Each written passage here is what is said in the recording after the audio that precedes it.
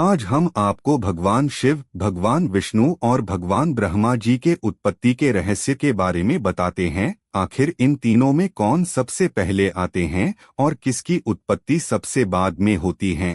कौन छोटा है और कौन बड़ा?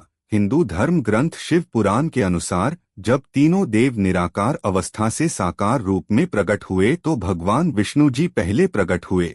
भगवान विष्णु के नाभि से एक कमल का फूल निकल के अंतरिक्ष की ओर बढ़ने लगा और उसी कमल के फूल पर ब्रह्मा जी प्रकट हुए।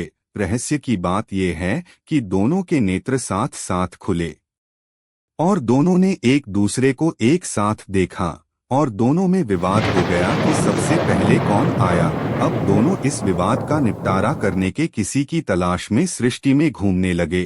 कुछ समय बाद उन्हें एक गोलाकार पिंड दिखाई दिया। वो कोई और नहीं बल्कि भगवान शिव थे, जो शिवलिंग अवस्था में इन दोनों से पहले ही प्रकट हो चुके थे और भगवान विष्णु और भगवान ब्रह्मा को प्रकट होते देख रहे थे। भगवान विष्णु और ब्रह्मा ने अपने समस्या के समाधान हेतु उस शिवलिंग पिंड से पूछा, हे दिव्य पिंड, आप ही हमें बताएं कि हम दोनों में से कौन पहले प्रकट हुआ।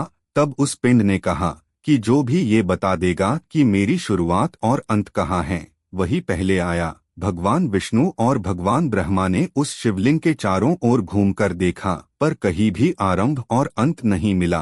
तब भगवान विष्णु ने कहा कि हे पिंड, आपका तो न कोई आरंभ है और न ही अंत, आप तो आदि और अनंत हो। और तब वह पिंड प्रकाशमान हो उठा और भगवान शिव के रूप में प्रकट हो गया।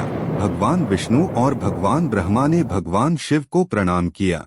फिर भगवान शिव ने कहा कि हे विष्णु जी और ब्रह्मा जी, आप दोनों एक साथ प्रकट हुए, लेकिन हे हरि, अपने मेरे शिवलिंग स्वरूप को आदि अनंत कहा, इसलिए लोग आपकी पूजा करेंगे। हम तीनों का अलग अलग दायित्व होगा। ब्रह्मा जी सृष्टि के निर्माण करेंगे और विष्णु जी उस सृष्टि के पालन करता होंगे और अंत में उसी सृष्टि का अंत मेरे द्वारा होगा। आज से ये संसार हमें त्रिदेव के नाम से जानेगा। हमारा वीडियो आपको अच्छा लगा तो प्लीज़ हमारे चैनल को सब्सक्राइब करिए। Thank you for watching. Please subscribe my channel.